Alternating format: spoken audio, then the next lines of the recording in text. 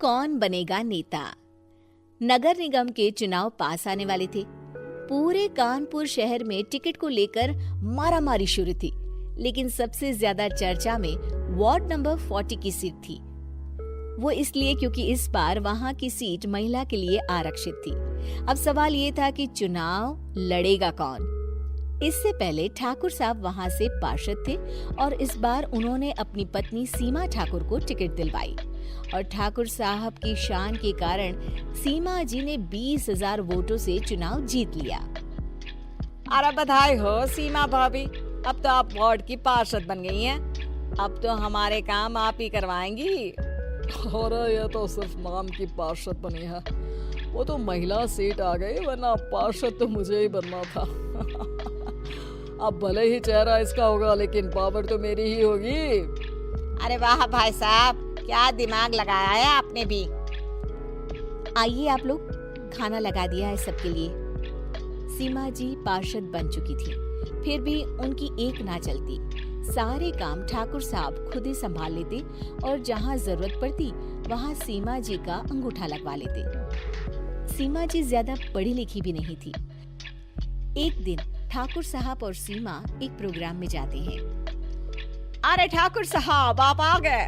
ओहो, पार्षद मैडम भी आ गई है। स्वागत है आप दोनों का। लगता है हमारे पार्षद फंड का सही इस्तेमाल हो रहा है। चलिए अब उद्घाटन करते हैं। ये लीजिए ठाकुर साहब कैची, आप ही सबसे पहले प्रवेश कीजिए। सब लोग आगे निकल जाते हैं और सीमा जी पार्षद होने के बावजूद भी पीछे खड़ी रह जाती हैं। वो देखती हैं कि वेलकम बोर्ड पर उनका नाम है, लेकिन महिला होने के कारण कोई उनका सम्मान नहीं कर रहा। अगले दिन एक आदमी उनके घर आता है। अरे ठाकुर साहब नमस्कार। कल ना हम नोटिस किए कि हमारा घर तो अवैध है और नगर निगम वाले उसे तोड़ने आ रहे हैं। अरे कुछ कीजिए ना ठाकुर साहब। देखो भाई, मैं तो ज्यादा कुछ कर नहीं सकता, पर अगर तुम सबकी जेब गर्म कर दो तो कुछ हो सकता है। कुल मिलाकर 4 लाख लगेंगे। अरे 4 लाख ठाकुर साहब? अरे भाई, मैं अपने लिए नहीं मांग रहा हूँ। दरोगा है, इंजीनियर बाबू है, बड़े साहब है, सबको देना पड़ता है ना थोड़ा थोड़ा।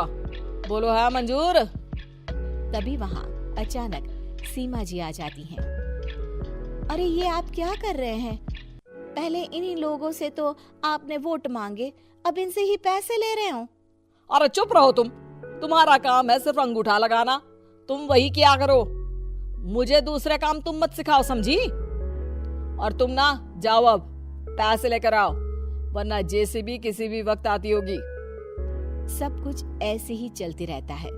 एक दिन सीमा जी और ठाकुर साहब को एक लोकल मीटिंग में बुलाया जाता है। वहाँ पर कई और अधिकारी लोग भी मौजूद रहते हैं। अब मैं चाहूंगा कि ठाकुर साहब हमारे बीच 2 शब्द कहें। मेरे प्यारे भाइयों और बहनों, आज मेरा सौभाग्य है कि मैं आप सबकी सेवा दिन रात कर पा रहा हूँ। आपने मेरी पत्नी को भारी मतों से जिताया है, इसलिए मैं आप सभी का शुक्रगुजार हूँ। मैं आप सबसे वादा करता हूँ कि हमेशा की तरह हमारे वार्ड में किसी को कोई तकलीफ नहीं आने दूंगा। सभी लोग तालियां बजाने लगते हैं। अब मैं माननीय पार्षद मैडम को स्टेज पे बुलाना चाहूंगा। अपने नाम को बुलाया सुनकर सीमा जी एकदम चौंक जाती है। उन्हें बिल्कुल उम्मीद नहीं थी कि इतनी बड़ी जगह उन्हें मंच पर बुलाया जाएगा। जैसे तैसे वो मंच पर चढ़ती हैं। ऊपर जाते ही सीमा जी को सारी पुरानी बातें याद आ जाती हैं कि किस तरह उनके पति उन्हें कभी भी आगे बढ़ने नहीं देते और उनके नाम से गलत काम करते हैं। वो बोलने लगती हैं, मैं आपके वार्ड की पार्षद सीमा हूँ। आप में से बहुत कम लोग ही मुझे जानते होंगे, क्योंकि इससे पहले मुझे कभी ऐसा मौका ही नहीं मिला। सारे मौके मेरे पार्षद पति यानी आपके ठाकुर साहब ही लेते रहे, लेकिन आज ये मौका मुझे मिला है तो मैं इसे ऐसे ही नहीं जाने दूंगी। मैं आपको ये बताना चाहती हूँ कि आपके ठाकुर साहब मेरे नाम की आड़ में गैर कानूनी काम करते हैं, जिस पर अंगूठों के निशान मेरे होते थे। इसीलिए मैं अपनी गलती मानती हूँ और आज अपने पद से इस्तीफा देती हूँ, ताकि आगे से कोई गलत काम ना हो पाए।